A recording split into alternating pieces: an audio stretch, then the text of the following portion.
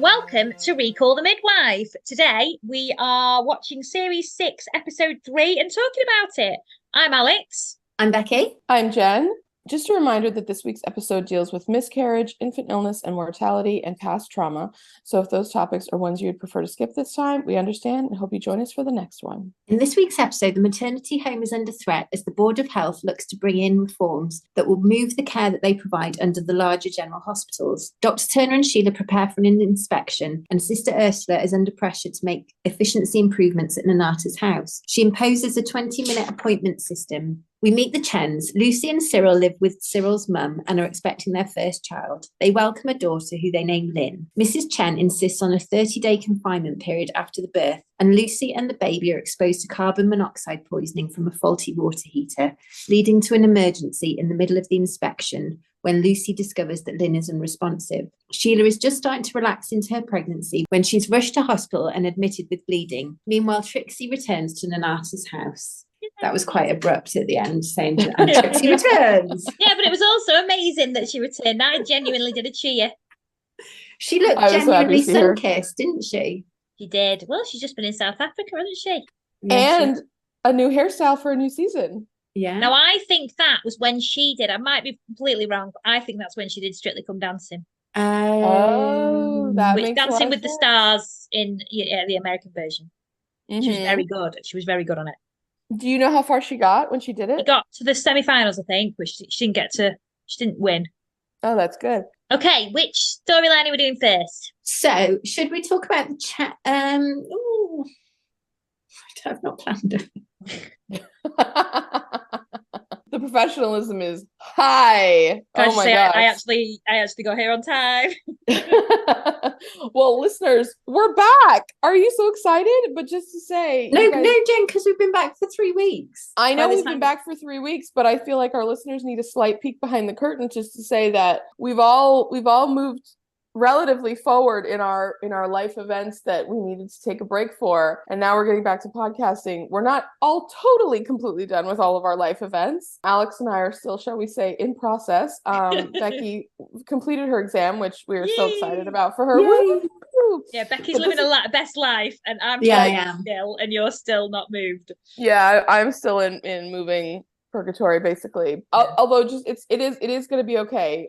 Everything's working out fine. It's just you have to get through it. But we started re-airing episodes, but now we're like back to recording every week. So we're retuning the instrument. You know what I mean? Like we're just getting back to our rhythm and our usual amazing ability to discuss, recap, humorize complicated topics. Yeah.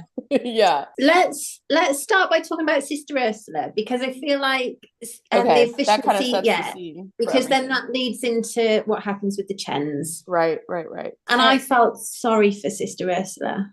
Oh, I didn't. I felt for her in the way that even when you don't like somebody, if you can kind of understand them, then there's something meaningful in that. And I did feel like this was the episode where I kind of got a chance to understand her, because I had remembered that something was going on with her, and because she was just so horrible in the first bunch of episodes, I was like, what's going on here? But this episode we finally got some context, which I did feel was very helpful. Well, yes, and also no, because obviously, so let's start from the start. I tell you what I did like the way she was quite badass with Dr. Turner being like, I'm coming along with the Board of Health meeting. I did like that. Oh yeah, she was. And obviously, yeah, she's right about more women wanting hospital birth. She's obviously in agreement with Enoch Powell, though, which I'm not with. Yeah, no. But so obviously the meeting about the maternity home. So basically the meeting with the Board of Health was basically to say that maternity homes are kind of on the out. More people are giving birth either at home or in a hospital now, and kind of they don't need the maternity home. And obviously everyone at Nonnatus House was all arguing that actually lots of people's homes aren't actually fit for purpose still. They can't give birth at home, and they don't want to give birth in a hospital. So they still want to be near to the house. So maternity home is perfect. And we also learned that Sister Ursula was the matron at a cottage hospital, which was closed. So she's come. Right. Yes. So she's come to Nonnatus House and she sees this as a second chance. She knows, she can see what direction it's all heading in, and she sees this as, and actually, I think everybody else sees her as working against Nonnatus House, whereas actually she just knows what they've got in store for them, and she's trying to move them towards the future. Yeah, kind of. Yeah. Well, here's where I'll try to make a little bit of a case for Sister Ursula, though she really was a tough cookie. And just a word to say, Harriet Walter is the actress who plays Sister Ursula. I think most recently many people would know her as the mother of the children on Succession, that show, if anyone watched that. Harriet Walter is an amazing actress, and I've seen her in a lot of things, and I really love her as an actress. So just to say, I've been meaning to say that for a few weeks, and she had a really hard job on the show, which is to be kind of a real villain, but then also, like in this episode, kind of, say a lot of stuff. And so and my daughter has just come here. Get off your pot. She must have watched the episode. Has she got any insights, Alex? Yeah, what if she did actually come into it during it, yeah.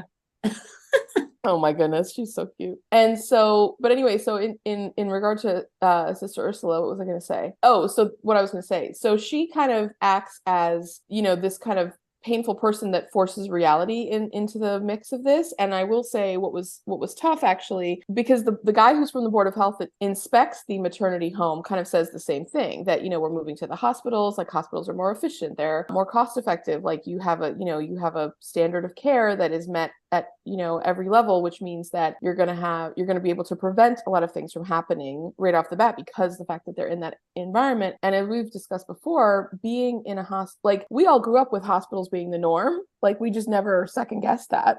And the American healthcare system obviously is a very, large and has myriad issues, whatever. But Sister Ursula is caught in that trap of like, okay, well, it costs to provide care, and how are we going to make it work? And there's a lot of discussion on the show about the fact that the nuns do not have unlimited funds. They have to get their funding from somewhere. They have to get their staffing from somewhere. Like, how are they going to cover the need that is so intense and so large on their end, while also making sure that you're, preventing really terrible things from potentially happening, which, in childbirth and pregnancy and all that, especially in certain living conditions, are just really complicated to do. So I didn't like the way she went to the meeting and was in agreement with the guy, because Dr. Turner was, you could tell, dejected when he came back from it, because he was like, Sister Ursula and the inspector, this is the one we didn't see, the meeting we didn't actually sit in on. Right. Not that we'd be sitting, but you know what I mean. But yeah, so I just thought that annoyed me. And then there was a line, I'll say what else annoyed me at the end of this, because obviously it's part of this whole storyline. But as part of that, she then was like telling everyone they had to do 20-minute checkups. Did anyone else get really, really stressed when they did the montage of the 20-minute checkups? Oh, and they're all checking their little like pin clocks that they have on the top of their like lapels and everything. Yes, it was absolutely so much. And the sheets of paper with all the appointments. They've never had sheets of paper before. Well, and Phyllis like putting her like client list or patient list back in her pocket, and then pulling a sandwich out of her pocket, and she was eating it like on the run, literally. Like, oh my God. And I'll just say this, like, as a service provider myself, like some clients only take 20 minutes, and that's okay. That's great. But some clients take 40 or take an hour, and you just have to give them that time. Like things will happen if you do not give them the appropriate amount of time. And Sister Ursula, like not being out in the field and not knowing and just making that blanket proclamation was so wrong. And I really am with you in that way, Alex. Like I will say Sister Julienne obviously didn't agree with it, but straight away, because they were all a bit in uproar about this 20 minutes before anything bad happened, they were in a bit of uproar about it. And Sister Julienne even then was very kind and caring, saying about, you've got to think about, she was very gracious. Yeah. When she just pulled the rug under her. Even nowadays, like how often do you go for a doctor's appointment? They're never on time, even if you've got like the morning appointment. Yeah. Always. And dentists. So, Well, and how many times have we had conversations about doctors in our personal lives where it's like, oh, like I don't really like my doctor because they walked in and they basically said like two things, and then they were like, okay, bye, and then they're like throwing a prescription at you, like as they're like the door is slamming in your face, and you like never get to really like discuss anything important with them, and it's just, and then you already had to wait like 45 minutes to even get in there after you showed up on time for your appointment. I've had to have loads of flaming appointments recently with this flaming knee. And I've been, the earliest I've been is 40 minutes late. Yeah. It's crazy. I mean, at some point I wish we could talk to like a nurse or, like a healthcare provider and, just kind of about some of this stuff in context I mean, I know everyone deals with it in their personal life. Maybe we don't need to do that. Anyway, sorry, just spitballing there, but just to say, like there are so many problems and like issues that we watch in this context of this time. And we've had people write in and say, oh, like I love the show because I am a nurse or because I am, all the different medical professionals that work in the systems. And they're like seeing how it was versus how it is now and how much is different, but how much is exactly the same. And anyway, I find myself continuously fascinated by that, but. Well, yeah. Anyways, yeah. So anyway, shall we go to the Chens, because that is quite incidental with this whole situation? Yeah, but can I just point? I can't remember who said it when Sister Ursula introduced the introduced. I liked it. Introduced the 20-minute appointment system. Was it Sister Winifred or was it Barbara that said, do you want to join us on our appointments? Yeah. And it was Sister Winifred. Was it Sister Winifred? And then it was the silent shake of the head, like really slow shake of the head of Nurse Crane. And I just loved Nurse Crane in this episode. Same. Nurse Crane was amazing in this episode. She was. She's such a superstar. She is such a superstar. She literally saved the day probably about 4 times. Like, remember when she came in when Dr. Turner had to go with Sheila to the hospital, and then she was like, okay, here we go. And then she just kept the Board of Health guy appointment going. But not just physically, not just actually work-wise, mentally. She was amazing for Barbara. She was amazing for Nurse Busby. She was amazing for Sister Ursula. Yeah. She was absolutely fantastic. I think she was about to lose it herself, but she was amazing for everyone else this episode. I think she was so angry this episode. Yeah. Barbara's treating Lucy Chen. Yeah, with the worst. I'm sorry, Lucy Chen actress. That was a terrible Scouse accent. Was it? Did you think so? Yeah, I very much did think so. Oh, I'm a bit rusty on that. I thought it was passable. Sorry. Oops. So Lucy, you don't know what my accents sound like. So maybe that's why I thought it was good. Lucy's parents. Lucy is an orphan. I was going to say Lucy's parents are dead. Is she an orphan, or she's not seen her dad since she was 5? I don't know if he's dead. Oh no, he's not, because he was deported. Yeah, but her mum is dead because she wants to name the baby Linda. Dad might I was be. like, oh, apologies. Linda, yeah.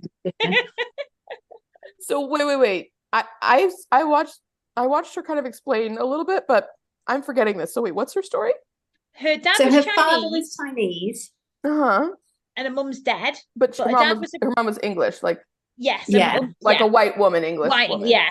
And her dad's dead. Her mum's dead, Linda, and her dad was deported back to China. So in 1946. Yeah. Oh, when she was a little kid. Yeah. So she's married Cyril, and his very overbearing mother is part of that deal.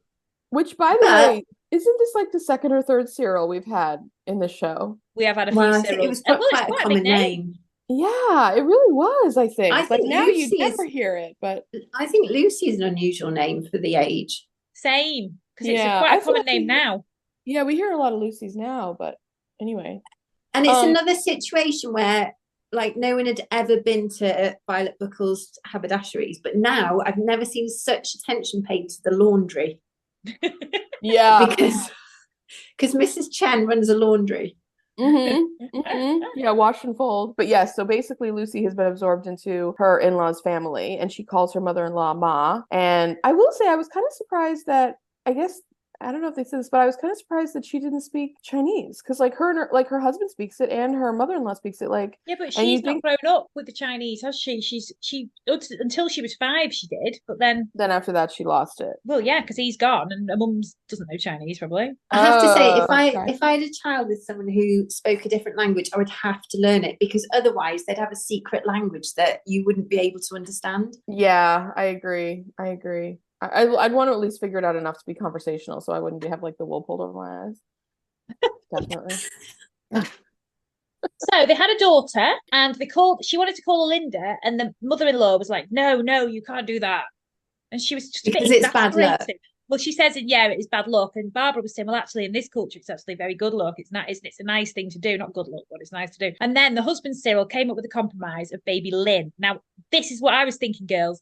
How have they spelled that? L-Y-N? in my notes, I've spelt it L-Y-N-N, Well, which is the English. I've done LYNN/LIN. Yeah, I don't know what they've gone with. But I think they've Lin gone more of a last name spelling? No, that's more of a Chinese name, Lin. Wait a minute. Is Cyril and his mother Chinese? I thought they were Chinese. Yeah. Yeah. Oh, but I mean, like, would you spell it oh, how am I trying to say This is what we're saying. How they spell it? Like, to me, L-I-N is a last name. L-Y-N or N-N is a first name. So in my mind, I'm thinking L-Y-N-N. Well, see, I know someone from my school who was called Lin. They're not progressive enough back then to have done a surname as a forename. No, it's not a surname, though. I know someone who's called Lin May at my school. It's hyphen L-I-N hyphen M-E-I. I mean, they could have done anything. Huh. Anyway, so she had 30 days of confinement. Oh, bliss. 30 days of confinement. Well, I'd like 30 days of confinement with being able to walk, Jen. Yeah. And just, yeah. But then but the thing is, Al, you wouldn't want to have to lay in a hot room for 30 days and drink fish soup 3 times a day. I'd take it.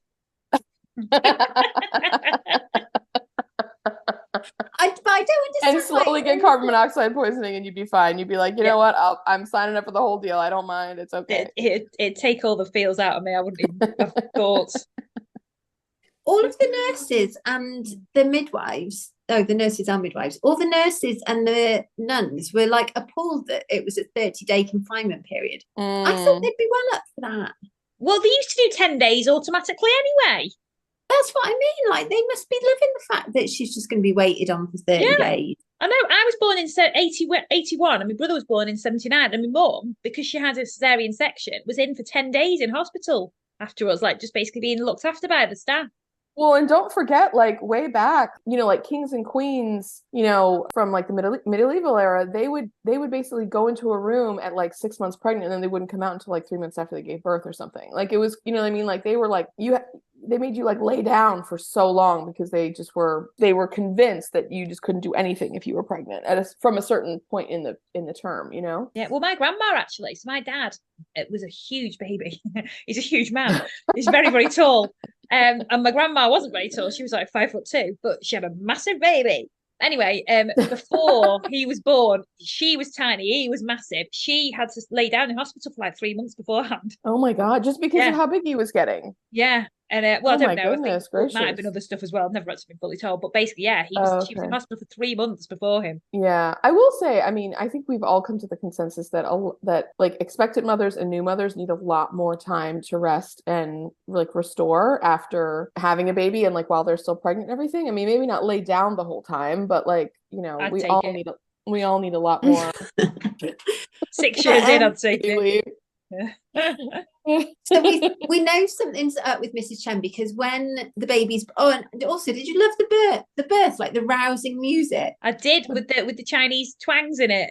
Mm-hmm. Yeah. Mm-hmm. I did. Also, just before we talk about the badness, can we just talk one thing about the meal that Lucy Chen made? And it wasn't Chinese. Toad in the hole. Really badly. I thought she was going to make scouse. I thought she was going to make scouse as well. I got excited because my grandma used to do that. But do you know what toad in the hole is? Toad in the hole. Do you know? Have you had it, Jen? I have had it, and I do know what it is. Isn't it a Yorkshire pudding with a sausage baked in? Yeah, with some sausages baked in. Oh, it's delicious. I can't have it because I'm allergic to egg. Oh, right. I used to love it. That and gravy and all the veg. For all of our listeners, like, a Yorkshire pudding is this really amazing thing where you make kind of like a very thin batter, and then you cook it in this special way, but it's savory, not sugary. Yeah, it's not sweet. And then it's savory, and you usually will have like little ones if you're making a roast dinner, but then with Toad in the Hole you have a big one, and then you get a portion of it, or you eat your own personal size one, and it's really, really good, and they're like crispy and like, like rich and buttery, and they're just they're absolutely delish. And then gravy, God to you. Yeah. Oh my gosh, gravy's amazing. But wait, what's a scouse, girls? Tell our listeners. Scouse it's basically like a stew, isn't it? Yeah, with like, it's like, like shepherd's pie. Okay. So it's with chunky stuff as well. So like chunky chunky carrots, And It's not like cottage pie at all. Well, no, because it is. Well, no, not because it's not mash. It's the potatoes over the top. I always think of it like that, like with the But I with the don't think it potatoes does on have the top. potatoes over the top. Oh, mine did. So My grandma used to do. Yeah, I think you're on about a hot pot. No, but she used to do is that's what she was from. She used to make scouse and have the potatoes over the top. That's what she used to do, and she was from Liverpool, so. Well, when Lucy pulled the toad in the hole out of the oven and I couldn't really see what it was, I thought it was a shepherd's pie. And then when she said toad in the hole, I was like, okay, I'm okay, I get it. But I'll tell you what, that food was the most strange looking food. It wasn't. It didn't look that appetizing. Yes, it did. No, take that back. Would you prefer toad in the hole or fish soup with a headache? Think about that.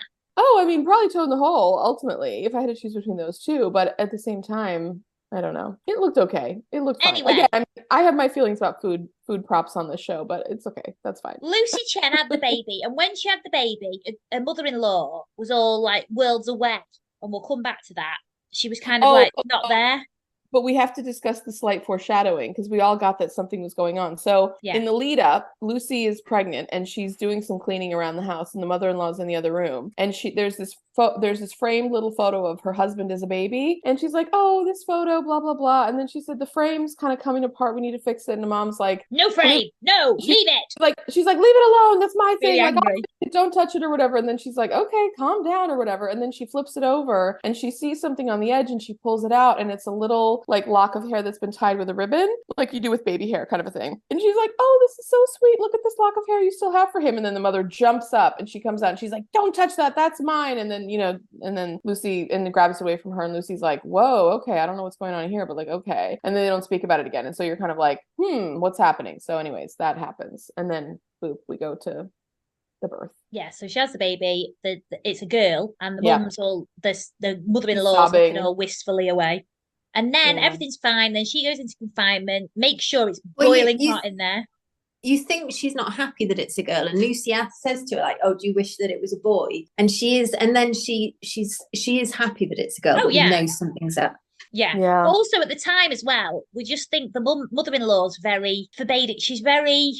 Well, she's a tough lady, you know what I mean? Like but we also think she's very bolshy. We think she's very demanding and commanding and not very nice. That's she's very rigid. Like she's like her way or the highway kind of thing. Yeah, that's what you get from her. But obviously there is a reason why, and then we learn that. So anyway, Barbara only has 20 minutes, and Lucy's in a bit of a state. She's a bit fed up with lying down in a boiling hot room. She's got a bad headache. She's got the baby's asleep. Yeah, the baby's asleep, but she's got fish stew. That's like the worst thing you can have if you're feeling really hot with a headache. So fish stew, like, oh. Can you imagine this? Oh, the smell of it in a hot room. And you've already got a headache. It reminds me of when I was in food tech when I was in the second year at high school, and I had a really bad migraine. And Russell Home in my class, I don't want to. Should probably not say his name, but he won't be listening. We were making fish cakes, and he burnt them. And the smell with my massive migraine, I just went by the bin. I just vomited in this bin in the classroom. 12-year-old me. Well, this wasn't a funny thing in the show when it happened, but like Lucy is like so overheated and she's really getting irritated and then she's driving crazy. And the mother comes up and Lucy is trying to like feed Lynn or do something or whatever. And the mother is like holding the baby and, and Lucy gets up and she's like, "No, Ma, I want this. So, like, give me my baby. She's not your baby. Like, it's too hot in here." And she like slams off the heater, like the flame on the heater, like she turns it all the way off and everything. And then she grabs the baby and then she says something else to her mother-in-law. And then the mother's like, "Oh, you like complaining about spending 30 days like all cozy and warm in a room with you when you don't have to do anything, not like how it is in my day. You don't even know how hardship works." To be fair, I was with the mother-in-law there. Yeah, well, the thing is, I was totally with her, but I was like, oh, something has happened. Like, it was very serious, and she did the scene very, very good. But it really also did have a quality of like, I walked 10 miles uphill both directions every day to school in my coat in 4 feet of snow, and it was kind of like a little bit of that type of energy as well, even in the mix of it. So and then Lucy was just like, okay, well, anyways, I still want my baby, and I still want the heat off, and I don't want to eat fish soup anymore. And so then the mom was like, I have to go to work. And then she like ran out the door in the way that, you know, we all do when we get frustrated. But then Barbara came again and Lucy was saying, please don't wake her. Oh, please don't wake her. It's just been a nightmare. And she'd done her checks on her. And Barbara was very, very worried about time because of the pressure that Sister Ursula was putting on her. Yeah. So she didn't wake the baby up. Fast forward to... Yeah. Lucy wakes up. Oh, sorry. Lucy wakes up and then she goes to grab Lynn and she realizes something is terribly, terribly wrong. Lynn is completely unresponsive. Yeah, she's like, wake up, sleepyhead. You've been asleep for ages. Hang on. You can't wake up. There's a reason you've been asleep for ages. That's not funny. That was not a laugh. I apologize. That was not a laugh. I just breathed out in a weird way. I didn't know she We'll keep that in. Anyway, so she shouts, Ma, Ma.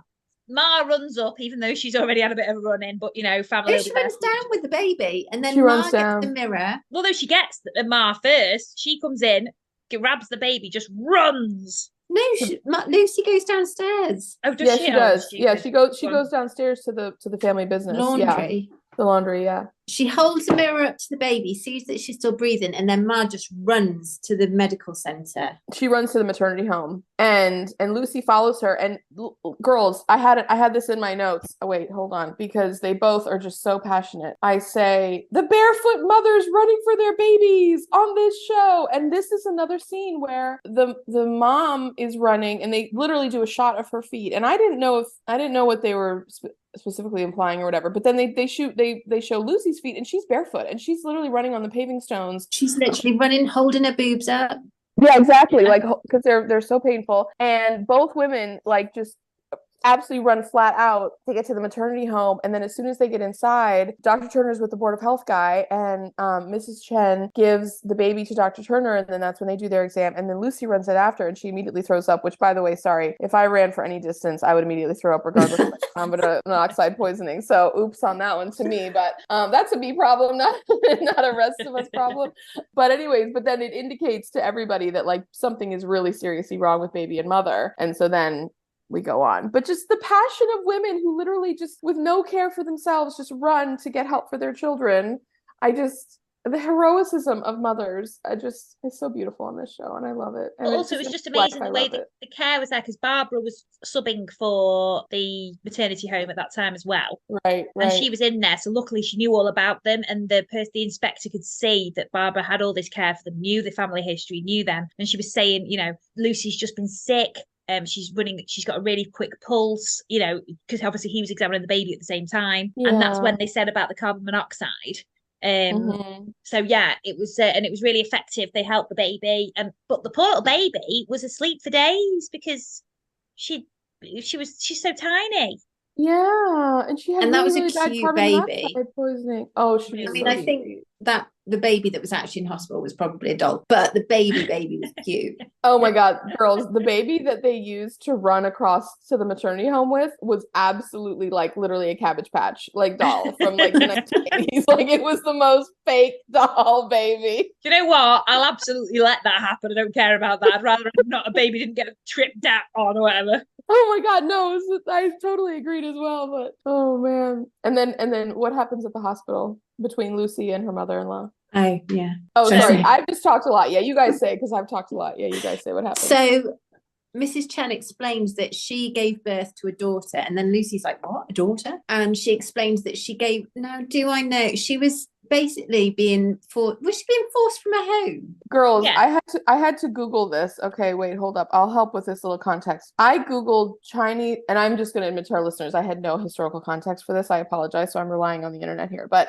I Googled Chinese-Japanese conflict 1940s. And apparently in World War II, there was another conflict between China and Japan itself from 37 to 45 called the Second Sino-Japanese War, which was a military conflict primarily between China and Japan as part of World War II. And in China, they call it the War of Resistance Against Japanese Aggression. And I believe, I don't really know I don't know all the intricacies of it, but I believe that is the conflict that then compelled Mrs. Chen to have to leave her home and flee on foot. And apologies for not knowing more about that, but and giving birth and then birth literally on the side of a road in the middle of a driving rainstorm, freezing cold rain, having nothing to wrap the baby in, or really herself. I mean, she held the baby to her warm body. Sorry, now I'm just saying the whole thing. Sorry, Bex. Yeah, well, she explains that she like held the baby to her, but trying to keep her warm, but she just got colder and colder, and the baby dies. But then she bites a lock of hair from the baby's head. Absolutely heartbreaking. Yeah. But it explains a lot of the confinement, because Mrs. Chen doesn't want her to be cold. Yeah. Like she doesn't want water on the skin and things. So it explains a lot of Mrs. Chen's reason, and that she's still got that trauma. Oh, 100%. 100%. Yeah, it's kind of like, I mean, it's not the same exact as Sister Ursula, but it's like you have two women on the show episode who are both like really, really tough cookies, and they seem really harsh and kind of a bit unforgiving or not very understanding in their own ways. But then they both do have reasons for being that way, that whether their actions are, it's not an excuse for their actions, but just to say that at least it provides a context, you know. It's I think there's a lot more reasons for the Chen mother's reactions, because I feel like she genuinely was trying to make sure that they were warm and safe, and you know, I do think hers were more understandable than Ursula's. Like hers were more caring. Do you know what I mean? Yeah. It was caring. Yeah. Okay. So poor Barbara has seen all this. She's very upset, because obviously they then say, how was she on the last checkup? And she was like, well, I didn't wake her up because I only had 20 minutes. Now she feels horrific. Yeah. And Nurse Crane, yes, Nurse Crane, she was like, don't you dare have a go at Barbara over this. You know, this was this rule.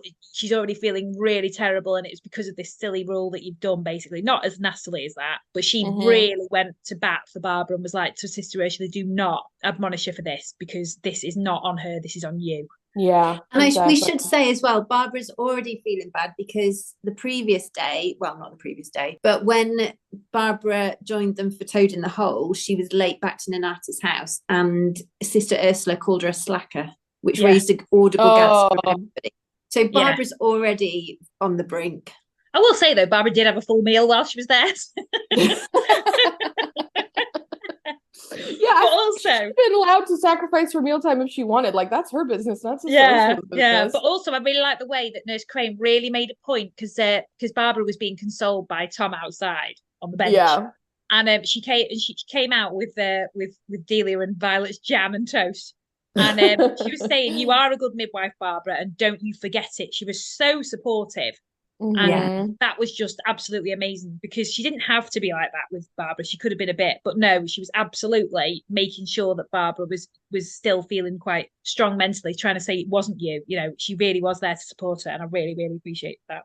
Yeah, Barbara and Phyllis's friendship and their relationship is just, I love it. I love it so much. Like, they are just the sweetest friends to each other, and just every time you see them like going to bat for each other, sticking up for each other, it just warms my heart in like such a real way. I just love them. Also, Sister Ursula apologizing. Yeah, and we see a softer side of Sister Ursula, because she feels genuinely bad that the baby is unwell, and she feels responsibility for it. Well, she should do. Yeah. But also, it's not come from a malicious, like, she wouldn't have said, it wasn't her intention for people to provide less care. Yeah. So that, do you know what I mean? I do know what you mean. She didn't think this would happen, but at the same time she had warnings and she didn't heed them. And I feel like her vanity was in the way there, and that's not a good look for a nun. And I will say this as well. But I feel like this was like the start of her really doubting herself. Yeah. Oh, you mean Sister Ursula doubting herself? Yeah, but well, she said to, because obviously, and bless Sister Julienne, she went out to her, she was like, are you okay, kind of thing. And then she said, I will pray for you. And she was like, I don't even think I'm worthy of a prayer. And Sister Julienne was like, no one is unworthy of a prayer, sister. And I felt like saying, even you. But Sister Ursula, after everything, Sister Julienne, after everything, did not have to be so kind to Sister Ursula as she was, but she did. I know. But I will say, like, Sister Julian, like, absolutely recognized, like, I'm not going to kick this poor woman while she's down. You know what I mean? Like, that just wasn't her. And she could. But it was very sweet, because, like, she says, you know, she's like, I'm really, really, really worried about the Chen baby. But she said, I just also, like, really feel, like, angry and worried about myself. And that's that's kind of the thing I'm struggling with. And Sister Julian says, you know, like the Lord hears everything all at once. Like you don't have to try to parse it out or explain it to him, like, or, you know, whatever, that divine being, because, you know, they know. And it was just a beautiful moment of like two women in faith that I thought, you know, I just think those scenes, they always just show up for each other no matter what. I love it. You do. So this is what really annoyed me though, about, because Sister Julianne was so amazing, right? And so magnanimous and so lovely and so kind and so caring and trying to get everyone to understand why Sister Ursula was so horrific. This is what annoyed me. Right. Well, something else annoyed me too, but Sister Ursula was so, I thought, cruel and needlessly mean, right? The whole way through, to Sister Monica Jones, to everyone. And I get her like, oh, I can understand it now. Well, I can't understand the cruelness, if I'm honest. But yeah, she did a lot of things that were just full stop terrible. Like, why did you have to take the TV away? That wasn't a budget issue. Exactly. Take the TV away. Exactly. But this is what annoyed me. When she said to Sister Julianne, this is your mission, Sister Julianne. I should never have usurped it. No, you shouldn't. So this is basically a vanity project. So she came here, ruined and upturned Sister Julianne's life, made her feel horrific, was horrendous. And she didn't have to anyway. She usurped it, as she said herself. Don't get me wrong, when she said that, I was like, yes, like screaming happily. But it's the fact that she didn't have to take it on, but did for her own vanity project, which is not becoming of a nun. You're not supposed to have vanity. Well, and just to say, that is an extremely good point, because we've talked about this before. This show will say things and they will mean many things at once. And when Sister Monica Joan is like, she runs, like Sister Ursula has packed her bag. She's literally walking out the door. Yeah. Sister Monica Jones runs up to her with something in her hand, and you're like, okay, what is it? And she says, Sister, she's like, you know, it's important to remember that vanity is its own form of extreme penance. There is vanity in excess penance. You must have sustenance. There is vanity in excess penance. And then she opens this napkin, and there's like a little like raisin cinnamon roll thing in there. And she says, you must have sustenance. And then she closes the napkin, and then Sister Ursula says, like, thank you so much. I'll tell you what as well, though, that really showed me that Sister Monica Joan has got a lot of kindness in her as well, because she treated her like dirt. A lot of depth. Yeah. But think about it, because there's the vanity of extreme penance, which she always was making everybody else do, like with the meal times and with the TV and like all the austerity measures and everything like that. But also her vanity in thinking that she could just kind of, she knew better, right? She'd had this experience. Yeah. She was going to come in here, swoop in, fix everything, even though she didn't really understand the mission, the community, the needs, the costs, the whole thing or whatever like that. And she just thought, oh, if I just, you know, apply my logic, like the vanity of my own thinking and the vanity of like me just thinking, oh, I have the answer to everything, and the answer is always the same across the board for every situation, then I'm going to solve this. And it ended up falling extremely flat. So that like scene and that line between those women was just so multifaceted. And I think, yeah, I completely agree with you, Al. 100%. Well, I've got two words. Good riddance. They could have been swearing, but they weren't. Good riddance. I'm glad she's gone. Honestly, that when we started watching this, I've said before, I was just like, oh God. When I remembered it was her, I was like, oh, not these episodes. These are my worst episodes with her in charge. I hate her. The reign of Sister Ursula has now ended. Yes. Yeah. Shall we talk about the Turners? Yes. Go off. Go on. Yeah, do it. We're right with you. So Sheila's pregnant. It's all very exciting. She's allowing herself to get excited now as well. She bought a little baby one that was well cute, wasn't it? A little white, crisp white baby. I didn't think she was showing, but all the mothers at the maternity home are like giving each other sideward glances because they've guessed that she's pregnant. She can't fit in a uniform. I've written here, this would be us. That would be us talking about her at the maternity home. Do you think she is? I love the one mother that was like running the book on it. You know, that one, the one that was like, oh, I told you girls. And she like, you know. That was so funny. True though. That would be us though. And I probably wouldn't book, if I'm honest. So tell you what we did. So she's running around a lot, and she's being warned by Dr. Turner not to do too much. And there was a point where she's being warned not to do too much, but at the same time, he would really like her to be helping him prepare for the inspection. Exactly. Well, also, he could have just gone to the unit and read the bedtime story. She was like, oh, you know, that did make me laugh though, the bit when they were like, Beatrix Potter, I'm on Beatrix Potter duty. And she was like, remember, no squirrel nutkin. Because Angela's absolutely terrified of squirrels, which I love. But Sheila's rushing around. going around everywhere, doing a lot. He's asking a lot of her. Sister Ursula's making everyone do ridiculous amounts of appointments and everything. It's just a lot going on. Yeah, everyone's really run ragged, yeah. And then, because also there's so much going on in this episode, as always, I think we were all quite shocked and taken aback when she just went to the toilet and it was not a scene you were even thinking, and then suddenly she was bleeding. And they really showed it. Yeah. And it really shifted, though. I feel like it shifted the episode because it really showed a panic. She was so good at that. And it showed Dr. Turner's panic. And it was just, and also she rang again, Nurse Crane, the hero. Oh, I don't know if Nurse Crane was just like, yeah, she steps in. No, you can't have it because I'm going to have it. But she comes and she's like, rings her. She comes there straight away. She was going to take her and she was trying to do it without Dr. Turner knowing. But luckily, he actually came in and he was like, I'm taking you. Don't mean this is nonsense. This is more important than I'm taking you. But Sheila then takes charge and, you know, she's what I really loved about Nurse Crane with the inspector was the way she was just like, give it to me straight. I just thought that was amazing, the way that he was just like, well, and her line about like, oh, okay, you know, like Miss Dr. Turner's supposed to be here, but you know, we provide a continuity of care no matter what is happening. And so yeah, let's go. I'm gonna finish this appointment. Like, don't you worry about us. Like, we're always chugging along, you know, like, because he was like, oh, I guess I should come back another time. And she was like, no, honey, we're finishing this visit. Like, don't you think that like anything is gonna change about that? And he was like, oh, okay, well, all right, you know. So well, let's stay of execution as well. Because obviously she was saying about, you know, what is actually happening, what's actually going to happen to us, and he was like, well, as it stands, you've got a really good thing going on here, and that she helped as well with that, saying that. But you know, there is going to be a time you're not going to need these. And you know, obviously, Bex, were you born in a hospital? Yes, I was. Yeah, I was born in a hospital. There was actually a maternity home round me, but I think it closed down about 5 years before my brother was born, which was 2 years before me. So you know, that was in the 70s. But yeah, everyone I know was born in hospital. There is like a bit more of a trend for home births now, but obviously there is going to come a time in the Call the Midwife timeline that the maternity home is going to close. But obviously that's just fact, isn't it? They did.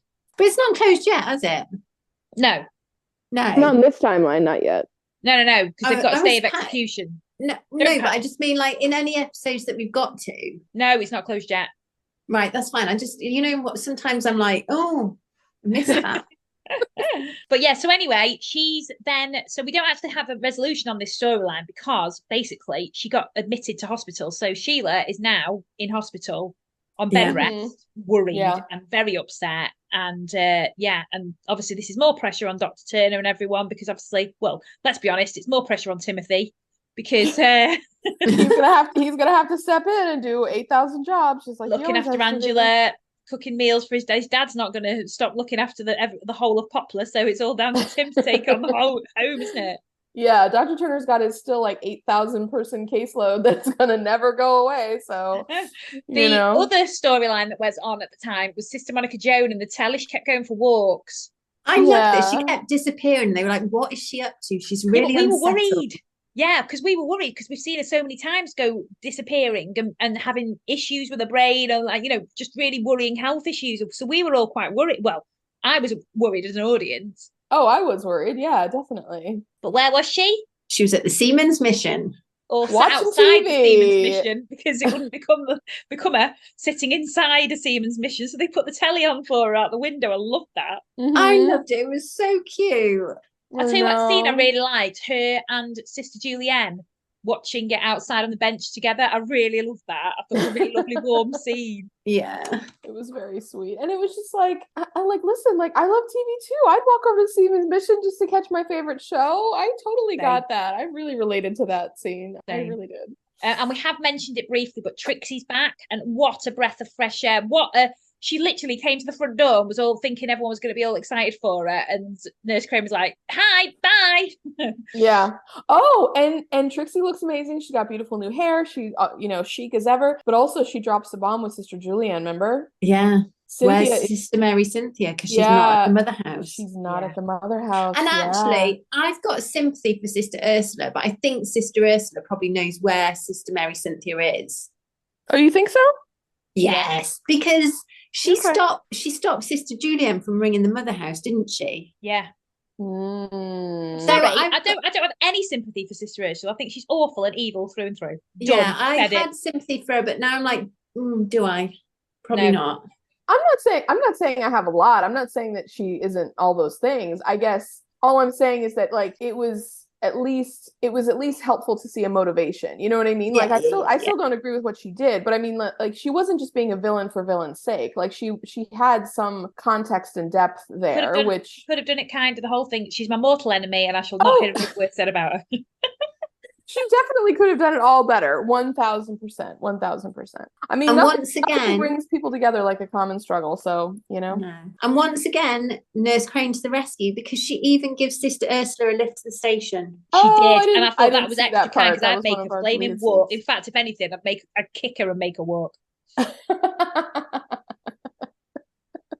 Hate her. Just throw the cinnamon bun at her back and then be done with her. Yeah. Yeah, throw her head. She goes. Spit on it, let it go stale, and then just throw it into her head. She's walking away. Yeah. Oh my gosh. Hate her. Oh, I have my heroes and zeros already. Are we at the point? Oh my goodness. We are. Go for it. Okay, here's my zero. My zero is Sister Ursula calling Barbara a slacker. Yeah.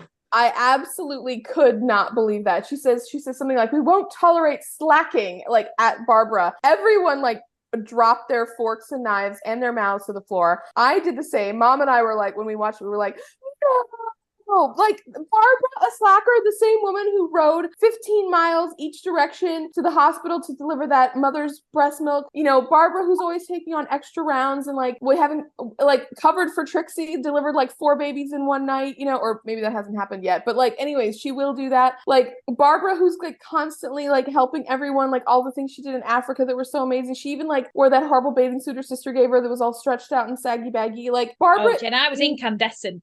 Oh, there is nothing worse than calling one of the hardest working women any of us have ever seen a slacker. And like Barbara took it so hard, and I just was like, how dare you? Like of all the people, we know how I feel about Barbara. Oh, I just 0 0 0 0 0. Okay, now my hero is going to be kind of a wacky one. Okay, so again on his Sister Ursula, you know how Winifred had suggested you come out for us, come out and like see the thing or whatever. And Winifred and I forget who else. Somebody, they were getting ready on their bikes. They were outside. It was Sister Julienne. Oh, Sister Julienne. Yeah. They're getting ready on their bikes to go out, and Sister Ursula comes out and she's like, "I'm gonna go out. Like, please take your bag off of there and whatever like that." And then she turns to Fred and she's like, "Fred, I need a bicycle." And he's like, "Oh, okay." And then he like walks over and basically just gives her a bicycle. Okay, this is gonna sound so weird, but like I loved Fred's outfit. I really want a pair of overalls that look like that. Like they just look so comfy and like cool and casual, and like he had like I think a white button down underneath on. I don't know why. I just looked at Fred's outfit. I was like, I literally like want that whole outfit, like copy it, style icon as far as I was concerned. Just the overalls just look so vintage and like soft and like faded, but like comfy, and like I'm in very like a comfort phase of my life right now. Like I just need everything to be comfortable. I don't want anything like pulling, poking, pinching, anything like that. I just want like soft, but I don't also want to look so saggy baggy either. And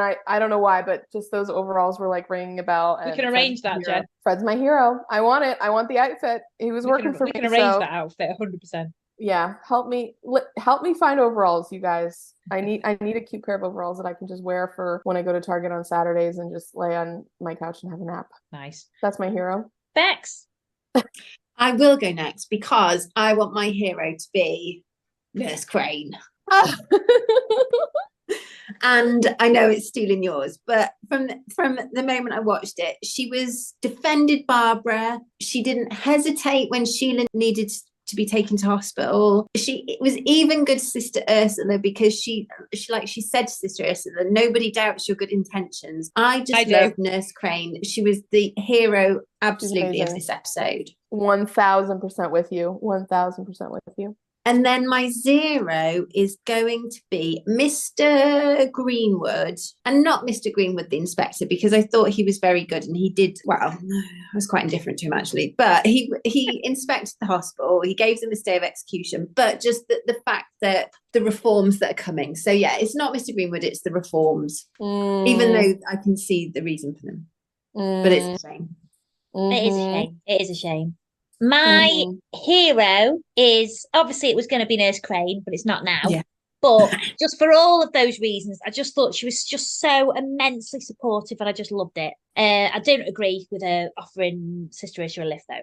My hero is going to be Sister Julienne, because she was just so gorgeous about everything and she didn't have to be. And I love that she got to watch telly on the bench outside the Seamen's Mission with Sister Monica Joan. But she was just amazing, as always. And she got her mission back. That was my favourite. She got it, her face, you could see she was chuffed. And I was chuffed for her. So, yes, Sister Julienne, you are hero. I don't think clapping would come across, but if I could clap and that would sound like something nice, that's what I would do. So I'm totally with you. And zero, no one's going to be surprised. It is my mortal enemy, Sister Ursula. What a horrible cow. No need for her to be like she has been. I don't care if there's some reasoning for her to be like that. There is no reason for her to be as horrible and as mean and cruel as she has been, especially to Sister Monica Joan. And I am very, very glad she's gone. And I'm going to say it now because it is a spoiler, but we never see her again. And I'm glad. I am, for one, glad. I hope we don't see her again. I hope people don't put her in season 13 or whatever it is. I don't want her. She's gone. She's a bad apple. I hate her. Gone. We support you. I did hate her though. I'll tell you what, I'm so glad now. Honestly, these are like my worst episodes because I just forgot how much I hated her. And now I'm just really excited about the next episode because she's not in it. Was she in any of the last season or only this season? No, it was just when they came back from. She was there when they came back from South Africa. Oh, so the thing is, she was only in 3 episodes, but it feels like so much longer than that. I know it does because she was such an oppressive force. Yeah, man. But I feel like because we've had breaks in recording as well, like that's why the listeners won't realise. But we've watched these, discussed these episodes over a really long period. Yeah, so that's true. We've just really prolonged the agony for ourselves. We have. We could have knocked it out way quicker, but we didn't do that this time. Yeah. So next week we are discussing series 6, episode 4. Yes. So if you want to watch along and listen along with us, that would be fantastic. We would love it. Thank you so much for listening. If you want to send us a message, we actually have had someone take us up on the snail mail offer. So a card. A card is going to be written today and will be put in the mail by my mother this week, I promise. How exciting is that? So you're getting something in Australia from America and the UK. I love that. I'm not bothering, not going to lie. But and I think Jen's is going to be better than mine because I always love getting posts from Jen. So I'm going to have to up my game because I did actually. I say the same about Bex as well. So I think both of us are going to be competing for first, and we're both going to get first place. Well, technically, I have actually replied first because I was like, yeah, we'll send you something. But yeah, thank you so much for your messages, everyone. And send us a load of messages. We're back. So send us a load of messages. Send us questions, anything you want to talk about. Yeah, amazing. So follow us on Twitter, Threads, Instagram, Facebook. Send us anything. Send us to the email. Yeah, YouTube. You can follow us on there. Subscribe to the podcast so you get it automatically in your feed. Yeah, sign up, leave us some feedback. Only good feedback. If you want to leave bad feedback, don't bother. So yeah. Thank you so much for listening. And, yes. we'll see you next week. Bye. Bye.